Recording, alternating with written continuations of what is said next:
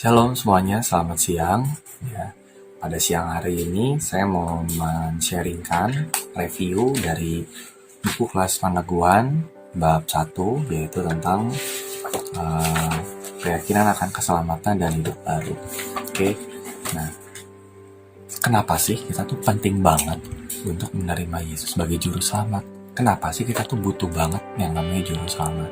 Nah, kita harus tahu dulu nih, kenapa pada mulanya, pada awalnya manusia diciptakan itu tujuannya adalah untuk memuliakan Allah. Ya, jadi nggak ada manusia yang diciptain untuk dibuang ke neraka, itu nggak ada pada mulanya.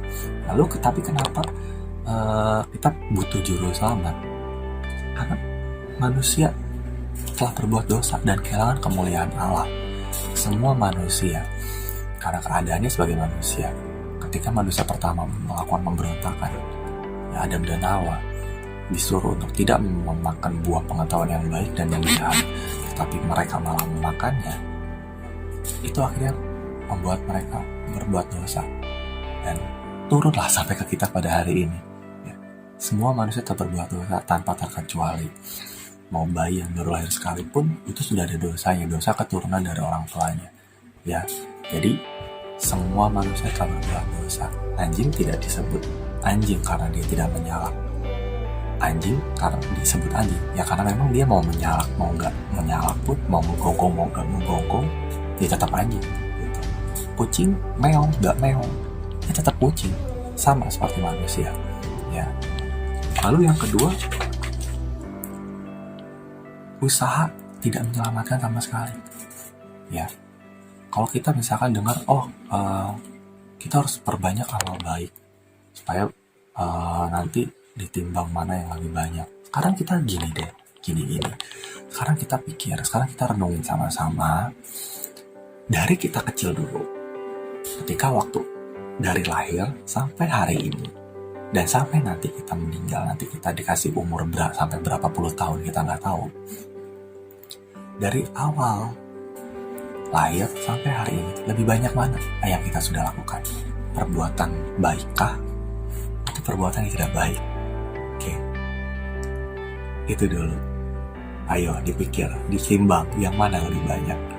Saya yakin lebih banyak yang ini, betul nggak? Yang lebih baik tidak baik. Kenapa? Karena kita tahu kita harus berbuat baik nih. Kita tahu kita pengen berbuat baik, kita harus berbuat baik. Tapi yang kebalikannya, tapi yang kita lakukan justru adalah kebalikannya. Kita justru malah berbuat yang tidak baik. Itu seperti ada Paulus katakan, pengen berbuat baik, tapi justru yang kita lakukan malah kebalikannya. Daging kita malah melakukan kebalikannya. Yang berbuat tidak baik, berbuat dosa. Kenapa? Karena ada kecenderungan. Manusia ada kecenderungan untuk berbuat dosa. Kalau misalkan disuruh dibilang, jangan, ya seperti contoh misalkan dilarang buang sampah di sini. Apa yang akan terjadi? Justru malah banyak buang sampah di situ. Justru malah banyak buang sampah sembarangan di situ. Kalau misalkan saya kasih contoh, kayak saya kasih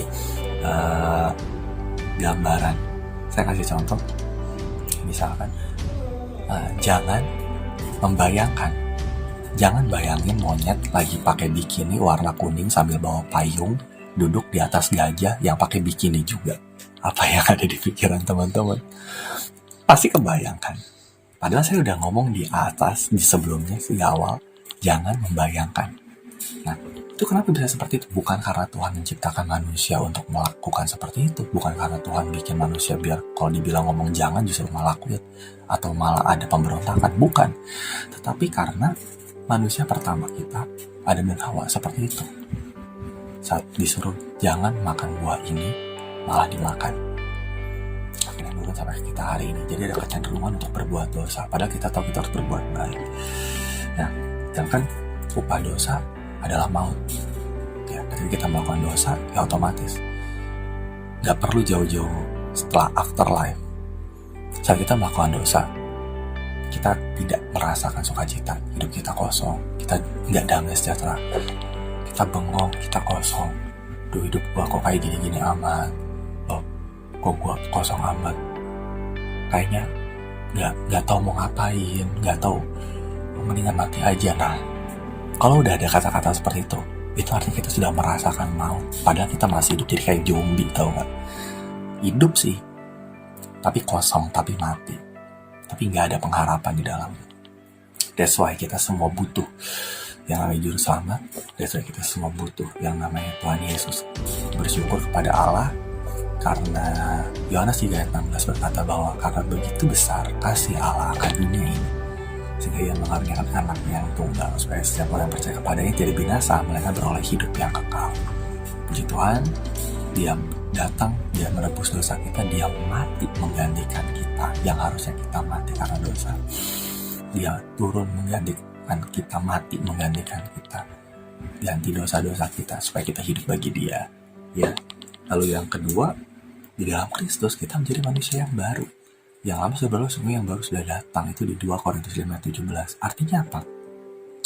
Kita dimampukan, kita dimerdekakan dari dosa, kita dimampukan untuk tidak berbuat dosa, kita dimampukan untuk melakukan apa yang baik, apa yang berkenan, apa yang sempurna, apa yang Tuhan mau. Kita dimampukan untuk tidak melakukan dosa. Bukan karena kitanya hebat, bukan karena kitanya kuat. Kita hidup masih di daging, kita masih dalam daging. Pasti akan selalu ada godaan untuk melakukan hal-hal yang tidak berkenan. Tapi kita dimampukan untuk tidak melakukan itu. Kita dimerdekakan dari dosa. Ya, kita menjadi manusia yang baru. Yang lama sudah berlalu, manusia yang lama sudah berlalu, sesungguhnya yang baru sudah datang.